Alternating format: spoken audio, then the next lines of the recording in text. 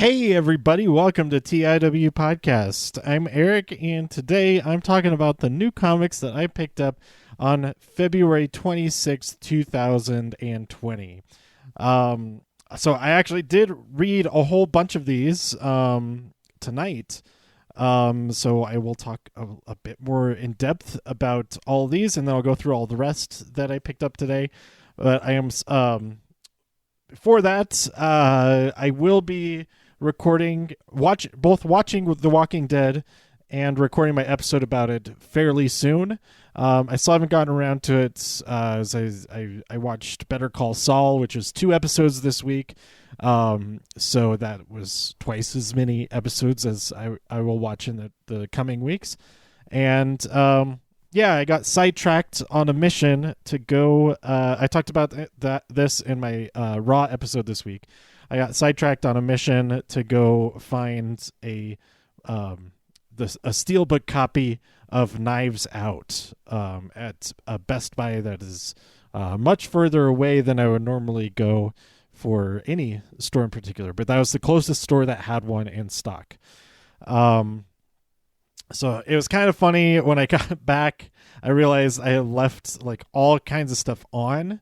Nothing that could have caught. Well, theoretically, anything could catch fire, but I didn't leave like the oven on or a kettle or anything like that. But I left a few lights on, left my computer on, all that kind of thing because I thought I was going to be just gone for like 15 minutes. Instead, I went. I drove a half hour to get to the store, and then I went and saw a movie after that. So I was gone for like 3-4 hours instead of 15 minutes. But anyway, first up, I'll talk about Dragon Ball Super Volume 8.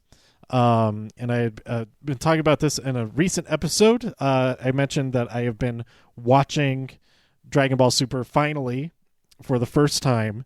I have not made any progress since I last talked about that, but I have watched Volume 1 and 2 of the Blu-rays, which is the first 26 episodes total.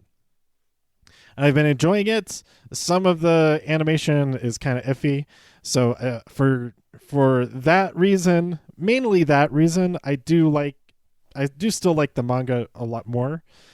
And I like the stuff that the manga focuses on a lot more than some of the stuff. But I talked about this in the episode a few days ago. But yeah, the cover this volume's cover has nothing to none of the covers really have anything to do with what's going on inside the books. That's really kind of the fun and the charm of the Dragon Ball covers. But anyway, so here in Volume 8, the Tournament of Power continues, and we get to see Caulifla. I don't know how to pronounce her name. I've only ever read her name, and also Kale, or maybe she pronounces her name Callie, which would be that's a fun name. But it's probably pronounced Kale, though. Anyway, we get to see them in action, and also the other guy. I forget his name. It's like, what is it? It's, they don't list him on the character pages. What?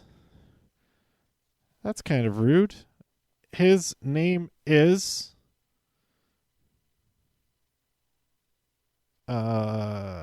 shoot. They say a whole bunch of times, but I haven't turned to a page that they say his name. Anyway, finally get to see them in action from Universe 7. And they're Saiyans, and they have some kind of different abilities from the Saiyans that we know. And that's really fun to read in this book. And I'm sure all kinds of stuff happens in the anime also at this point in the story. So yeah, I also mentioned this, that I could just read what is out of the manga so far, because it's simultaneously released. Basically, when it comes out in Japan, the translated version comes out either at the same time or very soon after that. So I could very well jump onto the Shonen Jump app and get caught up all the way. I am actually really tempted to do that after I finish recording this episode, because I really really like this manga. I think I'd say I like this more than Dragon Ball Z and original Dragon Ball. But that could be recency bias or whatever you call that. Okay, so that's enough about Dragon Ball Super for now. Dragon Ball Super is super cool. All right, so a whole bunch that I read. First, I read this in my car because I went and picked up the comics, and then I got a haircut right after that. And I was a little bit early for the haircut, so I read one of the comics that I knew that I didn't need to be caught up on anything. Or actually, as it turned out, it probably would have helped a lot if I was caught up on stuff, because I had no idea all this stuff was going on in Teenage Mutant Ninja Turtles. But we have Teenage Mutant Ninja Turtles Jennika #1. So we have this girl who's been mutated into a turtle, and from what I can tell, so I am not caught up on the regular series of TMNT at all. So apparently a whole bunch of people have been mutated into all kinds of various animals, and they're like just trying to figure it out, like what the hell is going on. And some people don't even know what kind of animal they are. But yeah, Jennika is one of those people. She's been turned into a turtle, and it's pretty cool. I'm excited to read more. I don't know if this is a one-shot or if this is like a side story that's feeding into the main book or whatever, but I think I'm subscribed either way. If it is the main book, I'm definitely subscribed, but if it's its own book, then I think I'm also subscribed, but we'll see what's going on with that. But I did really enjoy this, and it has me thinking I gotta go and read the main story and see what the heck is going on with all this. So that was really cool. Then we have Ant-Man. I realize I have my phone in my pocket that's might be making the sound go all weird. I'm going to put that in airplane mode.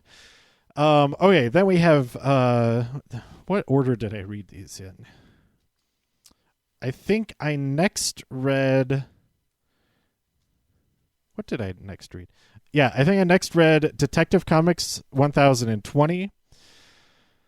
And honestly, I already forget what happens in this issue. What was going on? Okay, I'm drawing a complete blank there. But I did read it, and I did read the issue right before this. But I skipped over a whole bunch to jump back into this. And why can't I remember what happens in this one? It's because it's the first one I read, and I read a lot more than I usually do, so that's why I have a hard time remembering it. Then we have Amethyst #1. So this is spinning out of all the Gem World stuff and Young Justice and everything. I'm not caught up on Young Justice. I thought maybe that Young Justice #12 was the last issue or something. Maybe I had that confused with something else. Maybe it was Wonder Twins #12. But Young Justice is continuing, because I saw at least through #16 is in the previews that came out this week. But Amethyst, I got both of the main covers, so the A and B covers, and yeah, they're both really cool. But the main cover has all kinds of fun, weird stuff on it. And I did like the story. I'm not familiar with this character because, like I said, I'm not caught up on Young Justice. And I think she's pretty much only appeared in that. I don't remember her appearing in Naomi or Wonder Twins. So I think she's only appeared in Young Justice. But anyway, she goes to Gemworld, and she's discovered that her entire kingdom is missing. And so this is the start of her quest to try and figure out what is going on. Where did they go? And also, why are all of her who she thought she were her friends in the neighboring kingdoms, why are they acting so weird? So yeah, I really like this story so far. I'm excited to read more. Then we have Action Comics number 1020. And I read this and then realized that I hadn't read 1019 yet. So I read these two issues in reverse order. But I am caught up on all of Action Comics starting at 1000 now. And they're about to do battle with the League of what are they called? The bad guys. They're not called the League of Doom, are they? Did they just straight up? I don't know if I'm remembering that well at all. Anyway, them and Leviathan, they're fighting. And Young Justice. So this issue is mainly Superman coming upon the Young Justice, who are at the Justice League, the Hall of Justice, and they're like, "Oh, hey, how can we help?" And he gives them all their little duties. Not little like a lot of them. And then him and him and Connor Kent, who they're meeting for the very first time, which is kind of weird that they're like, okay, this is a lot of spoilers, really, but they meet for the first time, and Clark is just like, oh, okay, we have stuff to take care of, so let's just get to it. And so, they had to plan to figure out how they're going to fight these guys, because they were not anticipating another Superman type person to be there, because they had taken care of Supergirl. She's away and not able to help. And they also took care of Jonathan Kent, and he's he's out in space also or something.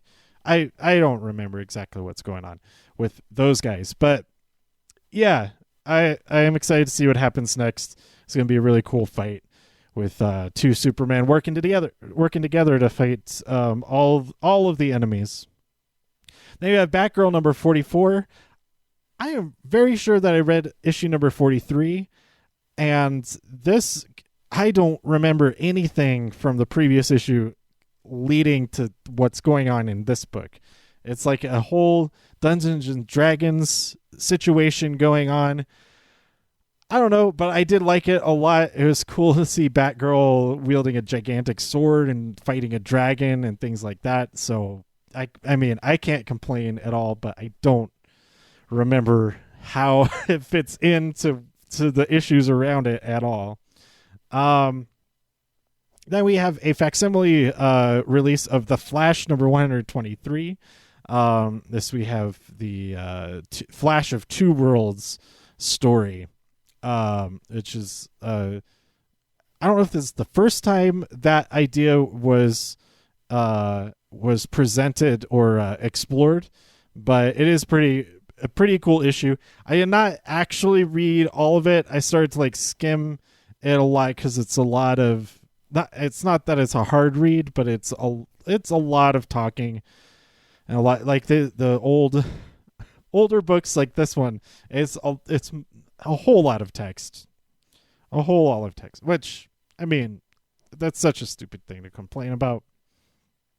It's good to read, but I wasn't feeling it as far as all of that reading go, and it seemed kind of slow. Like, it was not that there was a lot of text, but a lot of text was just talking to each other, and they're not like getting stuff done. I don't know, but anyway, it's still cool that this came out, this reissue of it. Then we have Fantastic Four Grim Noir. And we have Ben Grimm taking on he keeps having a nightmare, and it turns out that it's actually a villain that's causing it. I think, if I've understood correctly, but I had not seen this villain before. He asked his wife to reconstruct what he remembers of what they looked like, which is a cool thing that she can do. And he goes and looks for him, and he finds the person who he asks, "Oh, have you seen this guy?" He's like, "Oh yeah, I've seen it. I'm him." He like transforms into this nightmarish creature called Despair, but with a Y. It's like Dyspayr or E or something. I don't know. But yeah, this is a cool, just one-off story, but it does continue back into the main series. It says continue reading in number 20 that comes out in 3 weeks, etc. So yeah, I did enjoy that one. Grim Noir. I don't know if that's is that a pun on something, or is it just adding noir after grim? I'm not sure. Then we have Ant-Man number 2. So Ant-Man is off trying to help a farmer who is all of his bees have disappeared in the last issue, and Ant-Man finds them and discovers that they've gone to help Swarm, who is a collective consciousness who lives in a swarm of bees, and he was a Nazi. He was a Nazi beekeeper. I don't know if that's always been this character's backstory, but it is brought up a lot in this issue. But anyway, that's why I'm going to leave it at that, because I'm actually re-recording this part because I was just explaining everything that happens in this issue. So spoilers for what happens in issue number 1, but if you liked issue number 1, keep on reading issue number 2. It's there's some really interesting stuff, and the uses of Ant-Man's powers I thought were pretty cool in this, and how he interacts with what's going on in this situation. Okay, so that concludes the books that I have been able to read so far. The rest of these, I don't feel like I'm caught up enough to be able to jump in. Actually, this one I think I could. Leviathan Dawn, issue number 1. He has outplayed the heroes. Check and mate. Okay, that's kind of a weird tagline. I thought that would have more punch to it. But yeah, I don't know where this takes off from, because it seems to be jumping a lot forward from where they are in Justice League in Action Comics right now. But I don't know. We'll see. I have been enjoying all of this Leviathan stuff in general. But then we have The Little Mermaid, issue number 3. I'm pretty sure that I read issue number 1, and I'm not so sure I read issue number 2 yet, but something happened in my app. Usually I keep track of what I've read and give it a star rating and all that kind of stuff in CLZ Comics, and I think it's CLZ. Yeah, CLZ Comics. It does have a yearly subscription to get all of the features that you want to have, to keep track of a big collection, but you can try it out. There's a free trial version of it, and there's also a web app version, or a desktop app version, but I only have the mobile app since that's the most convenient because you can scan barcodes and all that. But anyway, something I messed up, and a whole bunch of books that I did have read, it didn't save them with the red status.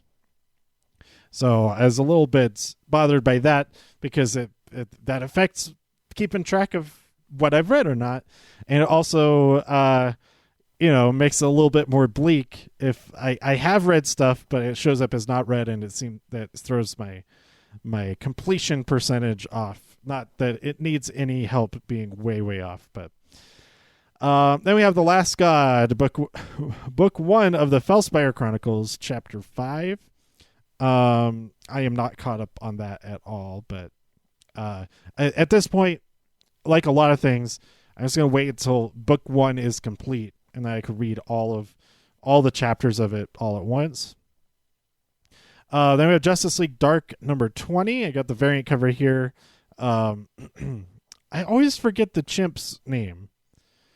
The detective chimp. What is his name? But anyway, it's the chimp and Wonder Woman and Zatanna here on the cover for the variant cover, and that's pretty nice.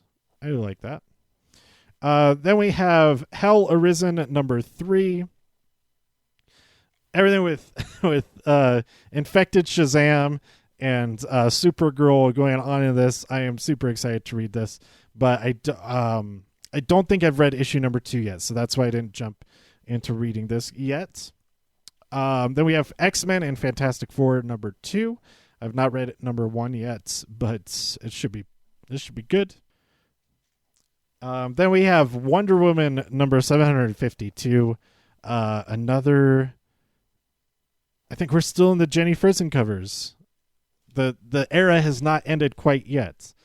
But this is a real good one for the variants. I really wish I was going to C2E2 this weekend.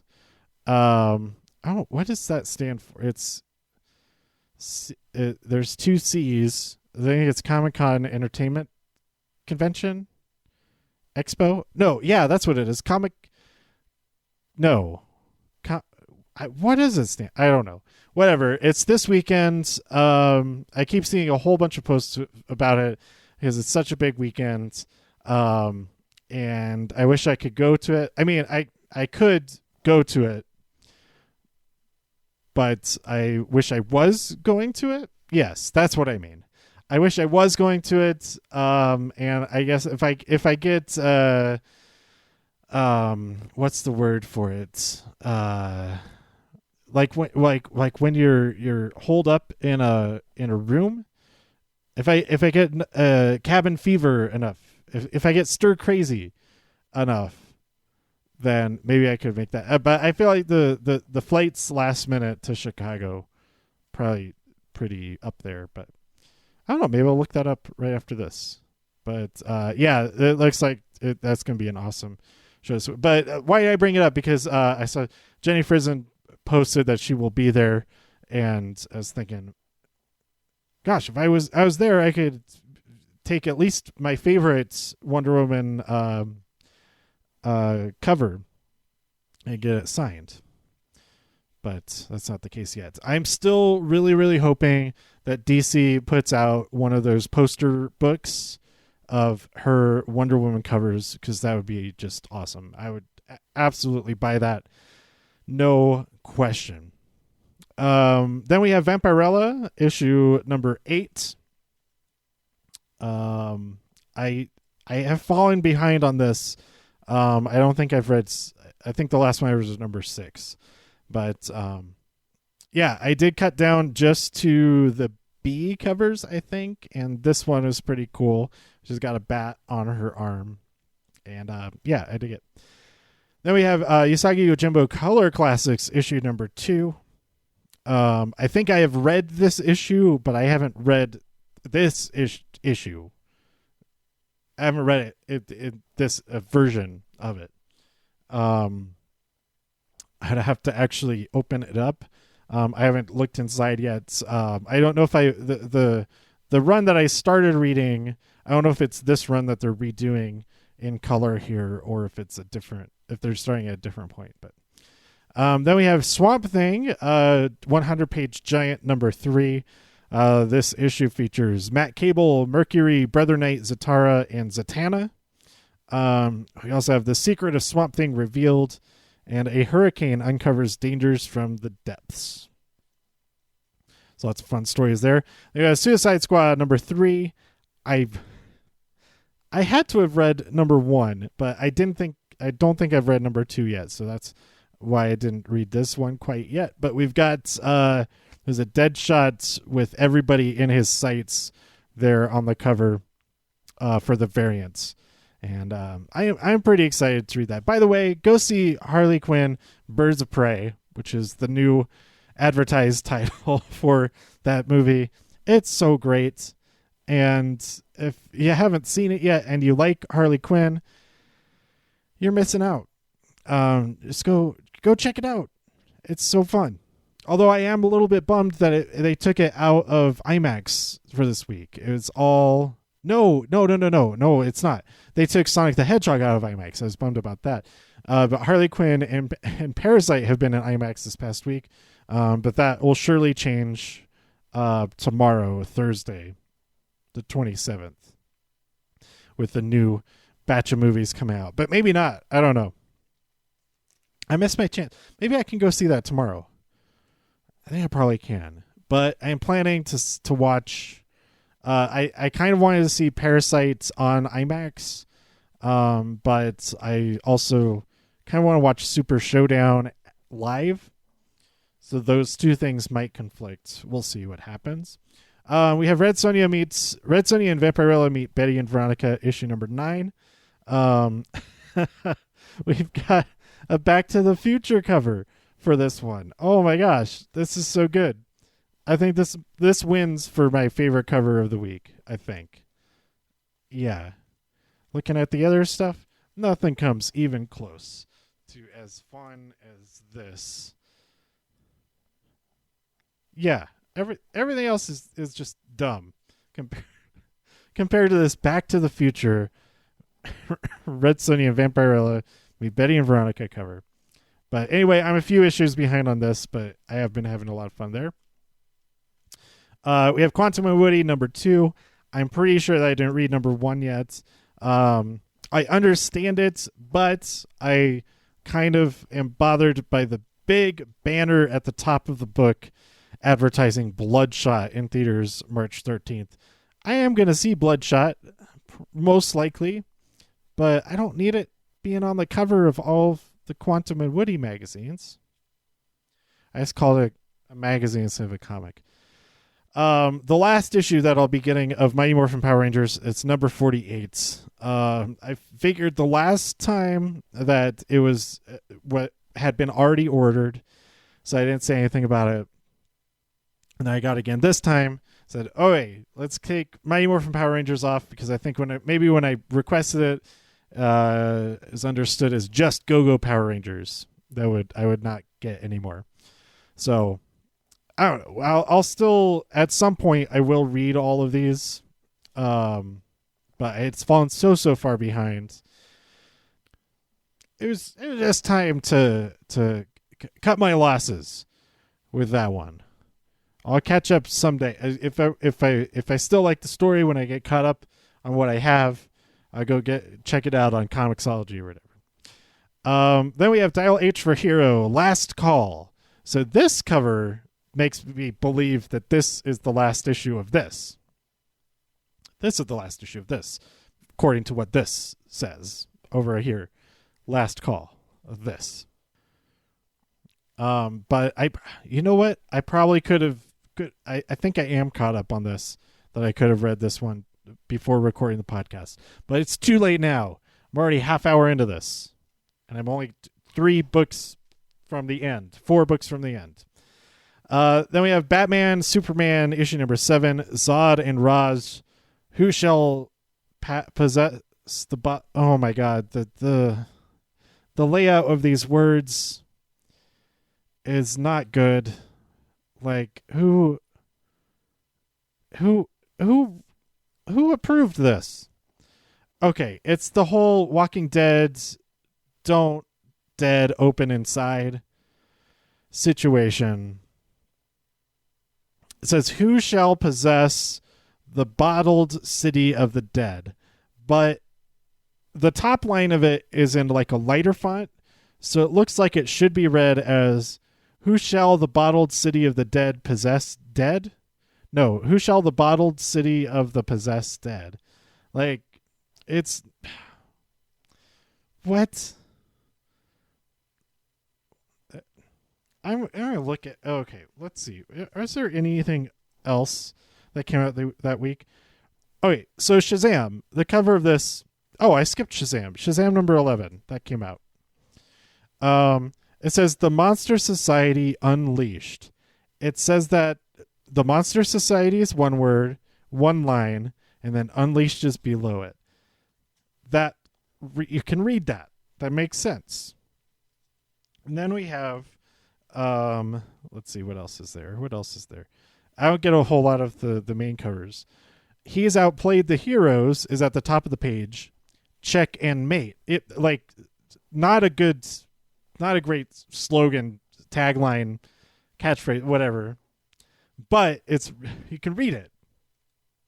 You know what it says. You know what order to read all of those words. Let's see. Let's look at the back of at the bottom of the issue number 123 of Flash. This issue from 1969, I think it is. Featuring Flash of Two Worlds, a spectacular story that is sure to become a classic. That is all one. You don't have any of that split between two different columns and jumping back and forth between two columns. It is all one column. You can read it. The unforgettable adventure begins. Each word in that sentence has its own line. It reads down like a paragraph. It works. That's on the cover of Amethyst #1. Those are all the main covers that I got. So those are like examples I can complain about. Oh my God, Batman Superman #7, the main cover. Who did that? This is a stupid episode of the podcast. Every episode is really bad. Anyway, then we have Batman Curse of the White Knights, book #7. So we got some pirate situation going on there. I've not caught up to this at all, so I don't know if this has any actual bearing on what's inside of the book. There's a Harley Quinn version of the cover. I kind of wish I had gotten that one. It's not too late. I could go back and grab it. But yeah. Then we have, how many parts is this a 12-part book? Or is it 8 parts? I think it's maybe 12 parts. I think this is the longest Black Label book that there has been yet, or will be.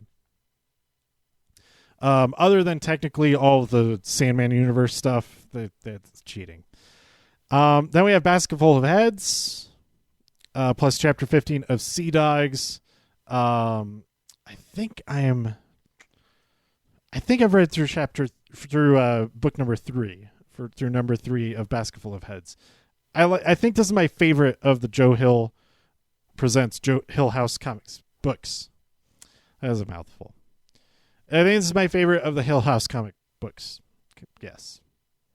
But I could probably get caught up on that real quick.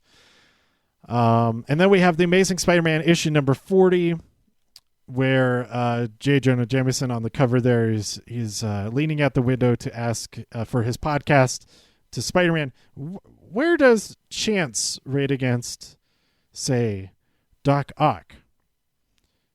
And Spider-Man says, Jonah, shut up. Is that the name of that villain? Or is he talking about the concept of Chance? I'm not sure. That's got to be the name of the villain. That would make sense. He's like trying to interview him about the villain that he's currently fighting. I appreciate that humor. So that is everything that I picked up this week. I'm excited to get caught up. I'm kind of like back into a comic reading mood. I mean, this is probably the most comics that I've read in a day. Plus, one of those is a whole new volume of manga. But granted, manga is usually a really quick read. It's a lot of action, a lot of action lines, filling the page with power-ups going and all that kind of thing. But it is, yeah, I did enjoy that. So let me know what you thought about any of these books, if you've read them this week or if you've picked up other books. I think it's pretty obvious that for the most part, there's only a couple of Marvel books that I get nowadays. But so it's mostly DC. But yeah, I'd be interested to hear about the books that I don't get. Like, what am I missing out on? What is the best stuff out there that I haven't been reading? And what of the stuff that I said that I haven't read yet that I do have? What should I be reading out of that? I absolutely need to read Doomsday Clock. I've just been putting that off. Issue 12 came out just a few weeks ago, and I should just sit down and that's just a solid night of comics right there. That's like the first time that I sat down and read Watchmen. Exactly like that. The same number of issues. So anyway, let me know what you thought about all that stuff, and also what you thought about I didn't talk about any other stuff really, but by tweeting me at TIW Podcast. Go to TIWpodcast.com for more reviews. If you enjoyed this episode or anything else on the site, please share some links with your friends. Subscribe on iTunes, Spotify, Stitcher, YouTube, wherever you like to listen. Stay safe out there in all of the infinite multiverses, and I'll see you next time here on TIW Podcast. Bye.